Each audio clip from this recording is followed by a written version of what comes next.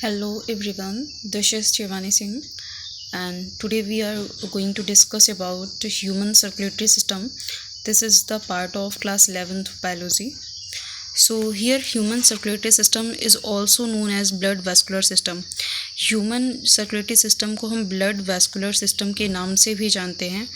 हमारे पास क्या होता है, एक मस्कुलर चैम्बर्ड हार्ट होता है और उसमें क्या होता है, network of closed branching blood vessels होते हैं। ब्लड वेसल्स में जैसे क्या हो गया, आपके पास आर्टरी हो गया, वेन्स हो गया और वेसल्स हो गया, ये सब क्या होता है, ब्लड वेसल्स होते हैं। और हमारी बॉडी में जो फ्लूइड सर्कुलेट करता है that is called the blood हमारी बॉडी में क्या करता है, सर्कुलेट करता रहता है एज अ फ्लूइड। हमारे जो हार्ट की ऑरिजिन है वो कैसी है, मेसोडर्मली ऑरिजिन है। It is situated in the thoracic cavity.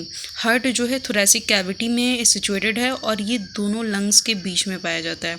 Slightly ये लेफ़्ट की तरह से हल्का सा झुका होता है और इसका जो साइज होता है वो क्लेंच फिस्ट होता है, मीन्स बंद मुट्ठी के आकार का होता है। ये प्रोटेक्टेड होता है double walled membranous bag like structure that is called the pericardium. इसकी जो कवरिंग होती है उसको हम पेरिकार्डियम कहते हैं। सो पेरिकार्डियम के अंदर जो फ्लूइड होता है that is called the pericardial fluid.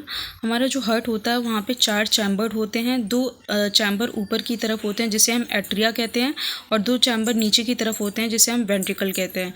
जो एट्रिया होता है as compare to the ventricle वो लार्ज होता है और जो एट्रिया होता है उसका साइज़ थोड़ा छोटा होता है और वेंट्रिकल का जो साइज होता है वो बड़ा होता है। A thin vascular wall called the interatrial septum separate the right and left atria। जो दो अट्रिया होता है उनको एक थिन वॉल, मस्कुलर वॉल होता है, दोनों एट्रिया को सेपरेट आउट करता है। That is called the interatrial septum which separate the right and the left atria.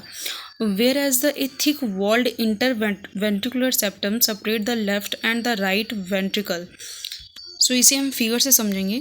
देखिए ये जो है आपका राइट एट्रियम होता है और ये राइट वेंट्रिकल होता है, ये लेफ़्ट एट्रियम होता है और ये लेफ़्ट वेंट्रिकल होता है। तो यहाँ पे जो राइट एट्रियम और लेफ़्ट एट्रियम होता है इन दोनों को सेपरेट करता है इंटर एट्रियल सेप्टम होता है जो कि थिन होता है और मस्कुलर होता है।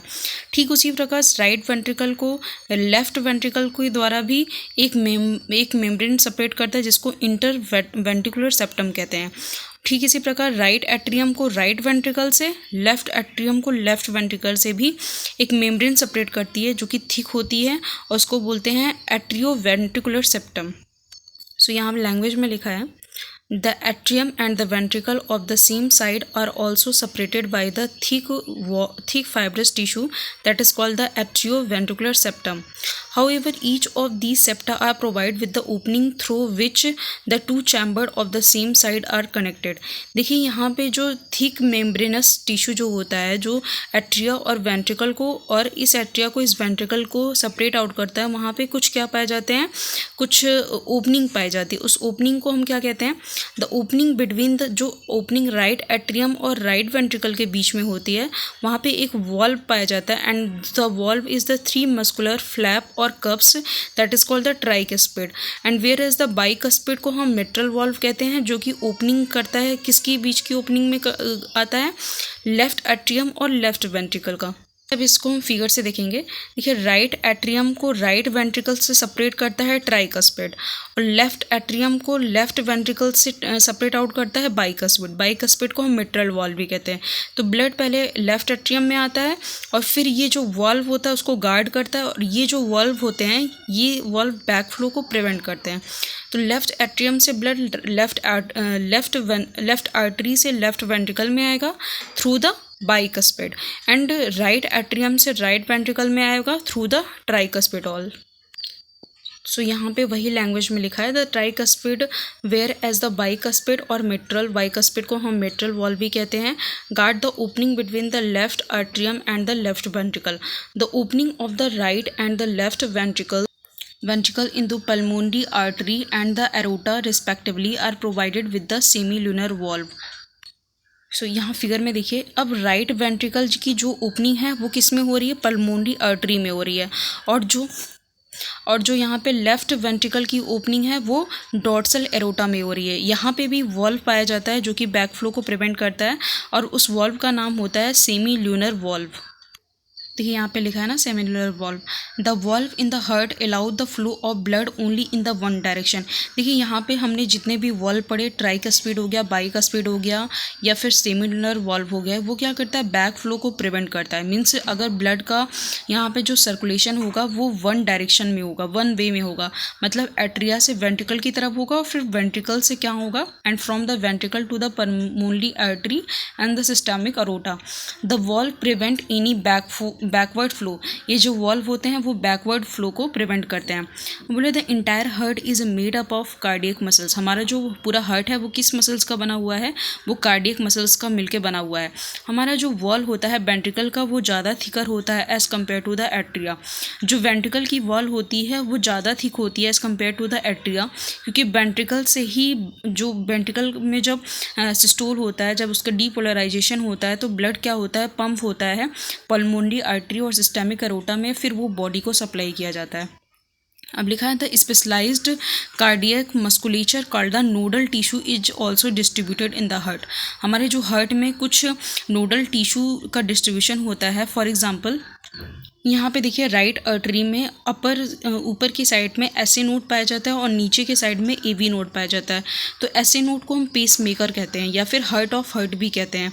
तो ये क्या करता है, एक्शन पोटेंशियल को जनरेट करने का काम करता है। यहीं से क्या होता है कि ये एसए नोड क्या होता है, रिदमिक कॉन्ट्रैक्टिबिलिटी ऑफ हार्ट को कंट्रोल करता है। तो ऐसे नोड को हम क्या कहते हैं, पेस मेकर कहते हैं। तो यहाँ पे लिखा है a patch of this tissue is present in the right upper corner of the right atrium called the SA node and another mass of this tissue is seen in the lower left corner of right atrium close to the atrioventricular septum that is called the atrioventricular node. अब देखिए जो ऊपर मैंने दिखाया कि एसे node present था, यहाँ पे एसे नोड था और यहाँ पे क्या था, एवी नोड था। अब एवी नोड से क्या होता है, एवी बंडल निकलता है। लिखा है ए bundle of nodal fiber atrioventricular bundle AV bundle continue from the AV node which passes through the atrioventricular septa to emerge at the top of interventricular septum and immediately divide into the right and left bundle। देखिए इसको figure में समझते हैं। AV node से क्या होता है, AV bundle निकलता है। एवी बंडल क्या होता है, इसको एट्रियोवेंट्रिकुलर सेप्टम को पास करते हुए यहाँ पर राइट और लेफ्ट बंडल में वो डिवाइड हो जाता है, जिसको हम कलेक्टिवली एवी बंडल के नाम से जानते हैं। और फिर वो इंटायर वेंट्रिकुलर मस्कुलेचर में फैल जाता है और उसको मिला के हम पुरकिंजे फाइबर कहते हैं।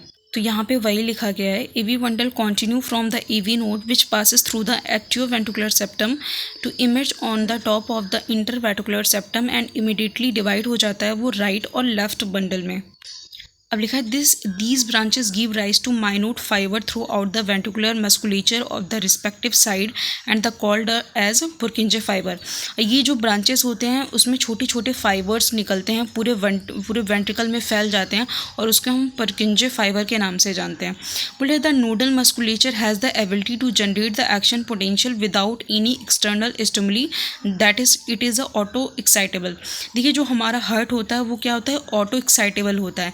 मीन्स इसमें जो वो होता है एक्शन पोटेंशियल जो जनरेट होता है, उसको जनरेट करने के लिए हमें कोई एक्सटर्नल स्टिमुली की ज़रूरत नहीं होती है, क्योंकि हमारा हार्ट क्या होता है, ऑटो एक्साइटेबल होता है। तो यहाँ पे जो नोडल टिश्यू पाए जा रहे थे that is called the SA node, जिसको हम हार्ट ऑफ द हार्ट कह रहे थे या फिर पेस मेकर कह रहे थे, वो क्या करता है, एक्शन पोटेंशियल को जनरेट करता है, जिससे क्या होता है कि हार्ट की रिदमिक कॉन्ट्रैक्टिबिलिटी मेंटेन होती है।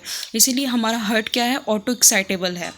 However, the number of action potential that could be generated in a minute vary at different part of the nodal system। क्या बोल रहा है कि जो एक्शन पोटेंशियल का जो नंबर है वो हमारे हार्ट में क्या होता है कि वेरी करता रहता है। लिखा है number of action potential could be generated in a minute very at different part of the nodal system. यहाँ पे जो एससी नोड होता है वो maximum number of action potential को जनरेट कर सकता है। इसका एवरेज होता है 70 to 75 पर मिनट, लेकिन ऑन एन एवरेज 72 पर मिनट हम लेते हैं।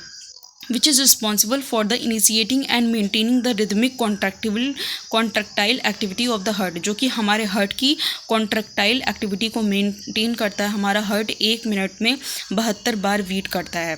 There for the it is called the pacemaker. जैसे कि मैंने पहले ही आपको बताया कि ऐसे नोड को हम लोग पेस मेकर के नाम से जानते हैं। हमारा जो हार्ट होता है नॉर्मली 70 to 75 टाइम्स बीट करता है, लेकिन अगर हम 1 मिनट की बात करें एवरेज ड्यूरेशन इसका 72 बीट्स पर मिनट होता है।